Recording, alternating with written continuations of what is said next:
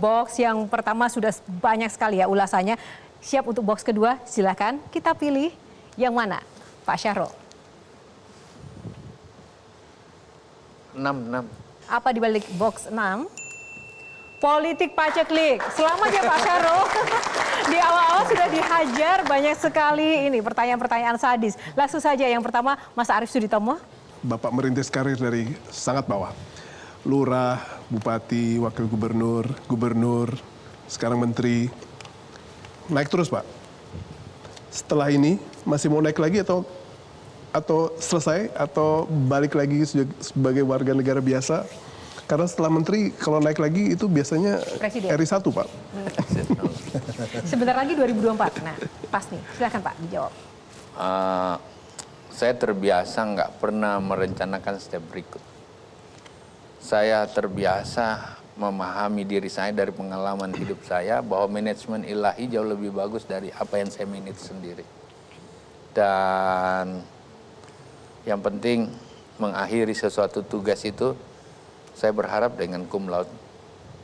Jadi seperti itu. Kami sesama alumni SD Mangkura, SMP 6 suka menggosipkan Bapak sebagai senior. Gosipnya yang paling panas apa? Gosipnya gini, tahun ini Pak Syahrul Yassin Limpo di partai mana ya? Oh, kenapa sampai ada gosip seperti itu Kang Maman? Saya pindah partai cuma 1 kali.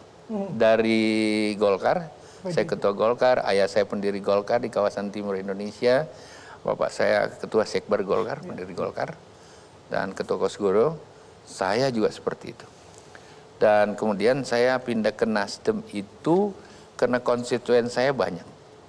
Saya mulai dari ketua AMPI, ketua FKPPI, berbagai ketua karate, seluruh kawasan timur gitu. Dan ini semua rasanya saya harus perjuangkan secara politik. Dan kemudian saluran politik itu saya merasa tidak cukup di satu tempat. Jadi idealisme itu membawa saya pindah. Bukan kepentingan saya. Bukan. Siap berhadapan dengan Golkar di 2024? Kalau Nasdem berbeda dengan Golkar? Kan berbeda itu kan bagian dari demokrasi. Yang penting tujuan kita untuk bangsa dan negara kan. Ya. Yang kedua, ya kita nggak boleh salah pilih di 2024. Ya. Kita harus butuhkan orang yang tidak hanya jargon politiknya. Oke, tapi dalam sebuah proses panjang yang ada, ya ada minimal ya dia bisa menunjukkan sebuah langkah-langkah yang pernah dilakukan yang lebih baik. Ya, artinya ada dalam prestasinya. politik, Kita nggak boleh spekulasi.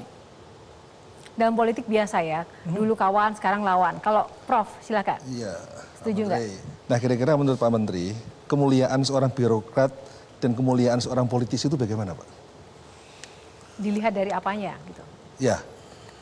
Ya, seorang birokrat harus tahu bahwa dia menjadi seorang abdi bagi kepentingan negara. Oleh karena itu, birokrat yang paling penting menemukan harapan dan kebutuhan dari rakyat yang dibawahinya atau menjadi fungsinya. How to find the real needs, the real hope of the people. If you're not find, you losing way. Itu satu. Yang kedua, seorang birokrat harus berpikir memecahkan masalah.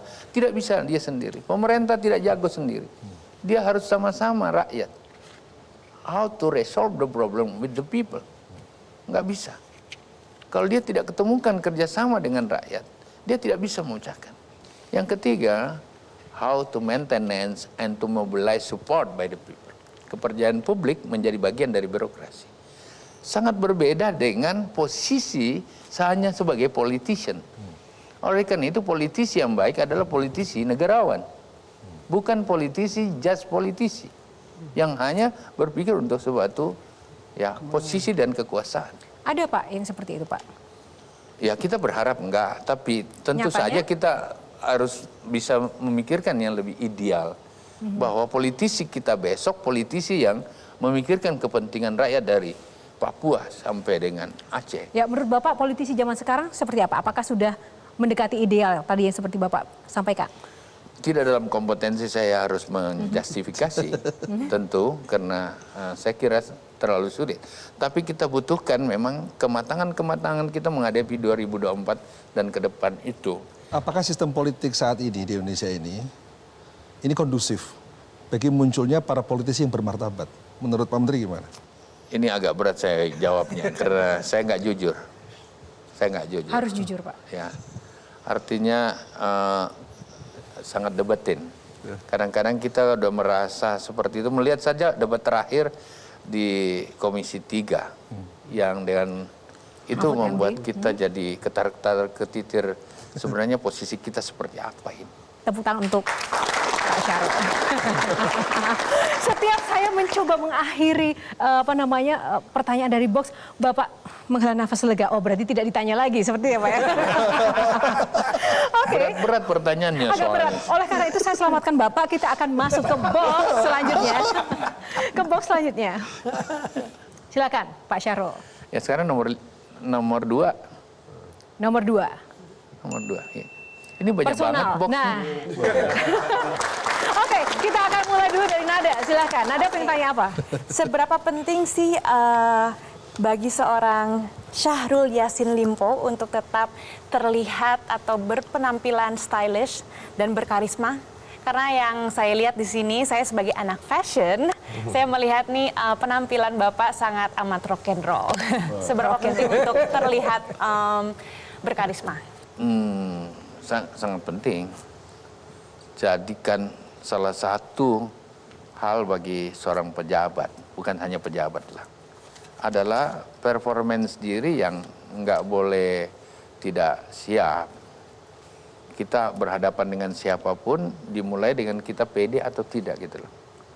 Kalau kita tidak pede, kita kehilangan semangat, kehilangan kemauan. Oleh karena itu, salah satunya kita oke dengan pakaian kita nggak? Kita siap perang nggak dengan pakaian kita? Itu juga menggambarkan kemampuan frame akademik intelektual yang kita miliki, pergaulan yang kita miliki seperti apa. Tapi Pak, mau nanya sekalian ini Mbak Yana. Oke. Kalau pakai pakaian seperti ini, Bapak dengan ada bintangnya segala macam, bukannya ini membuat Bapak jadi semakin jauh dengan rakyat? Jadi rakyat tuh makin takut duluan. Oh siap Pak Menteri, jadi tidak dekat gitu Pak? Enggak, justru saya terbalik. Saya pakai gini, kalau lihat saya ini pekerja, ayo dekat sini. Bicara sama saya urus kamu. Dan saya nggak bisa lihat ada orang katakanlah dipukulin di situ dan saya diam. Enggak. Bapak ikut pukulin? Artinya memang saya nggak telepon ke polisi, ada orang begini nggak boleh. Iya. Oke. Kita foto lagi Pak. Baik. Pada saat Bapak menjadi Sedikit saja. birokrat, role model Bapak siapa? Sekarang ini Bapak menjadi politisi, role model Bapak siapa? Oke, singkat saja Pak Syarul. Aku senang dengan Jenderal Yusuf. Aku senang dengan mantan Jaksa Agung Lopa. Baharudin Lopa. Saya senang, saya kagum. Saya senang juga Yusuf Kalla. Saya senang dengan Syekh Yusuf Al-Wati Al-Makassri, yang Raja Goa yang pindah ke Cape Town menjadi pejuang apartheid. Itu role model saya. Ya. Berarti ada cita-cita kayak Yusuf Kalla jadi wapres ya? Yes or no? Yes or no? Jangan lihat saya Pak. Yes or no, betul. Ada ingin jadi wapres nggak? Tadi kan katanya role modelnya kan Yusuf Kalla. Yang punya Metro setuju nggak? Oke, baik. Menarik sekali ya. Yang namanya Syahrul Yassin Limpo memang terkenal dengan kepercayaan dirinya. Tapi kita akan lihat sepercaya diri apa Pak Syahrul ini untuk menjawab pertanyaan-pertanyaan para panelis. Kita jeda dulu karena setiap pertanyaan selalu ada jawaban di Q&A sesaat lagi.